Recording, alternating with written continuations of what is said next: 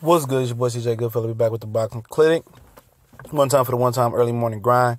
Anthony Joshua said, I fight. He said he's going to fight Deontay Wilder next year. And, do I believe him? I don't know, man. I don't think he knows. But I know Eddie Hearns laid on the gauntlet and gave him an ultimatum to Deontay Wilder, saying that you got to fight Dylan White first before you get Anthony Joshua. And maybe Anthony Joshua is feeling some of the backlash from some of the fans. Because, I'm paraphrasing. I'm going to link the article description so you can get the full gist of it. But he says, Lord, God knows what's the deal with the WBA situation. Because he was supposed to fight a mandatory.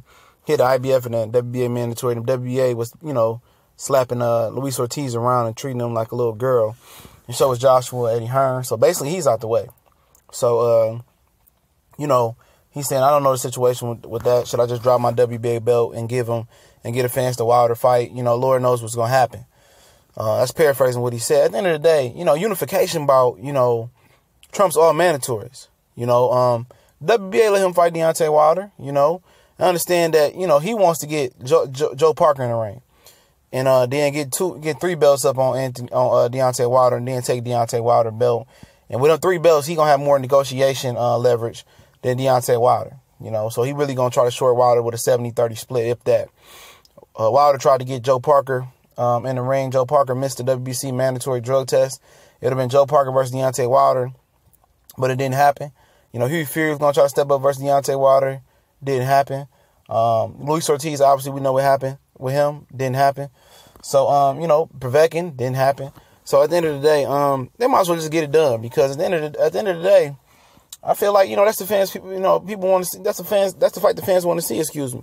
Why not just go ahead, get it done, be done with it. You feel you the better fighter. Eddie Hearns said you knock him out in 3 rounds. Do it, do it. What are you scared of? You say you already know you're going to lose. And it's kind of like he's making his comments to save face, because he looked like a real pansy, man, crying around, saying that I'll fight Anthony Wilder 2-3 years from now. At the end of the day, he had to look himself in the face and say, man, I'm a man. I'm a man. And, I'm going to have to man up and fight Deontay Wilder. And it ain't even nothing to man up, fight Wilder on. He should beat Wilder. So why is he so fearful of fighting Deontay Wilder? We need to build the fight up. Hey, man, nobody going to pay top dollar for pay-per-view for Deontay Wilder in America. It's got to be pay-per-view in the UK. Which you going to get your real nice bundle of that, slice of that. All of that going to be yours, So, you're going to get a nice payday. You make a $20 million. Now, you should make about $40-50 million fighting Deontay Wilder. Easily, probably more than that. And some more on the back end. So, I don't understand why, he's so fearful. It's a very winnable fight, and it's a very lucrative fight for him right now. And he doesn't care about being a star in America, according to him. So, he can make $50-60 million fighting Deontay Wilder in the UK. And if Wilder, say, I don't want to go to the UK, then he ducking. And then we going to call him out on what he doing.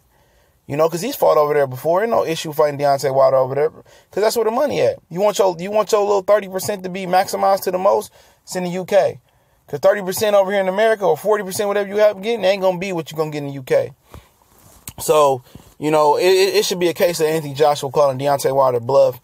And if Wilder start talking crazy and then, start making excuses, then we know what it really is. And I don't see why more fighters don't call other guys bluff, I really don't. A lot of these guys, I don't get it. Their team is just, I don't know, any better teams around them. But call this bluff. He's like, all right, I got you.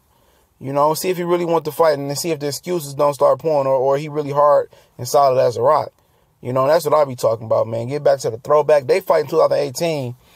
2018 looking lit. It might be more lit and major than 2017 with Groves, Ebanks Jr., Badou Jack, maybe versus Sergey Kovalev. It's going to be a lot of good fights in 18, too. We in another track for a good year. We out.